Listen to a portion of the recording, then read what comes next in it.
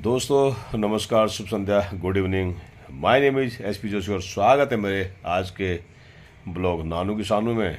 और आज की दिनचर्याओं के साथ में मैं आपके समक्ष जो अपना जो थोड़ा बहुत जो है वो आज की दिनचर्या को रखने का प्रयास करूँगा। खैर जो भी है वो मैं आपको प्रयास करता हूँ कि आज सबसे पहले एक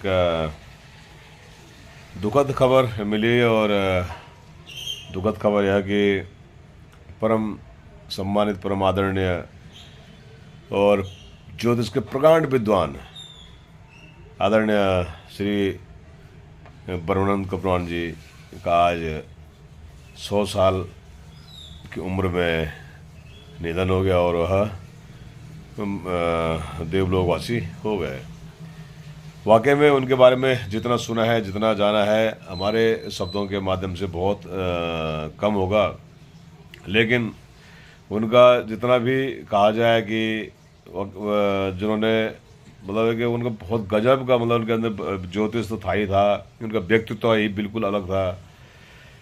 उनकी सबसे बड़ी बात यह भी थी कि उन्होंने कभी चप्पल नहीं पहने, यानी कि नंगे पाँव बिल्कुल चलते थे और अपने कर्मकांड के लिए जाने जाते थे। बहुत बड़े ज्योतिष भी थे हमारे क्षेत्र के और बहुत ही बुजुर्ग और बहुत ही उनके पुत्र डॉक्टर शक्तिशाली कपरान जी, कौन नहीं जानता उनको, जो कि यूकेडी के एक बहुत बड़े नेता भी हैं।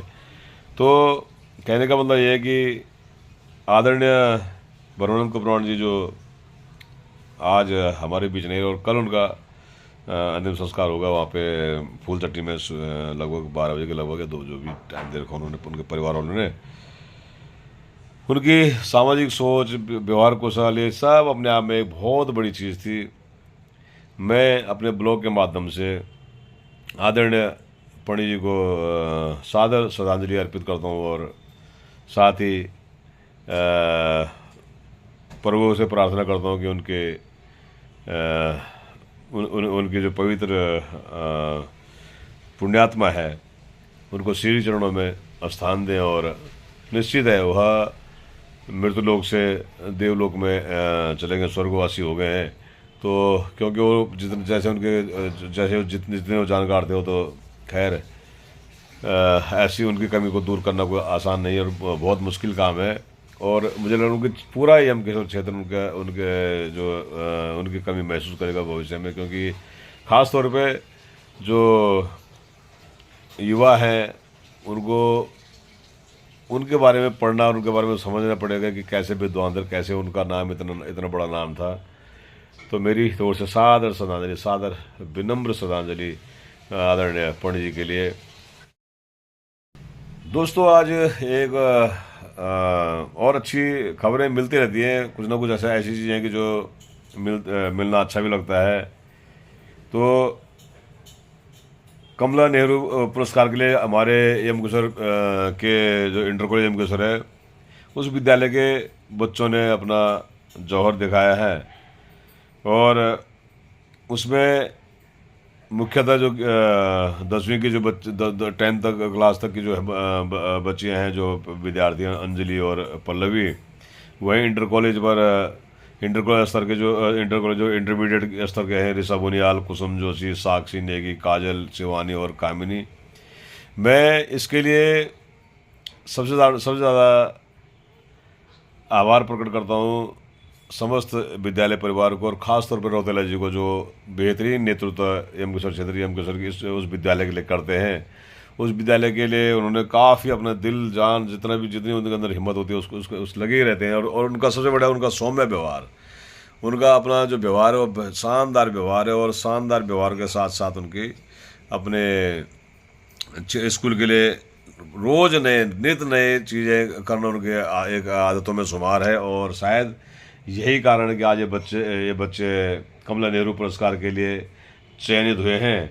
और इस विशेष उपलब्धि के लिए मेरी ओर से सभी बच्चों को, सभी गुरुजनों को और संपूर्ण विद्यालय परिवार, विशेष रूप से रौतेला जी को ढेरों शुभकामनाएं। और ख़ास तौर पे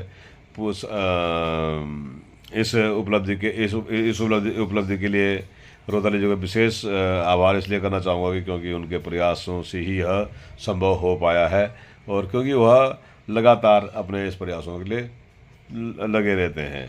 तो ये शानदार प्रयासों के लिए ढेरों धन्यवाद। दोस्तों, एक आज प्रकरण आया था जो हीराकाल उड्डा स्थित जो शिवसारी बैंड है वहाँ का, उसके लिए कुछ लोग तहसील में आज इकट्ठे हुए थे और उन्होंने वहाँ पे उसका विरोध भी किया कि वहाँ पर एक व्यक्ति जो हरियाणा से जो निवास करते हैं वहाँ पे लोगों के आने जाने का रास्ता उन्होंने बंद कर रखा है, या जो भी चीज़ें हैं, कई चीज़ें उन पर कई आक्षेप लगाए जा रहे हैं। वो सच्चाई है कि झूठ है, या जो भी है वो तो समय बताएगा और समय के साथ में ही चलेगा, क्योंकि वहाँ पे कुछ तो ऐसा है कि जिसमें समस्याएं क्यों आ रही हैं, क्योंकि एक अकेला व्यक्ति नहीं बल्कि कई लोगों द्वारा उन पर आरोप लगाया जाना कि वहाँ से रास्ता बंद कर रहे हैं, या आने जाने नहीं दिया जाता, या वो रास्ता बनाते हैं तो रास्ते को फिर दबा देते हैं। तो वो रास्ता हो या पारंपरिक रास्ते हो या पारंपरिक जल स्रोत हो, इनको रोकने का अधिकार किसी को भी नहीं है और हो भी नहीं सकता है। लेकिन हो सकता है कि उन्होंने ऐसा किया तो वो गलत है। वही आज मैं देख रहा था कुछ लाइव और कुछ फुटेज में देख रहा था कि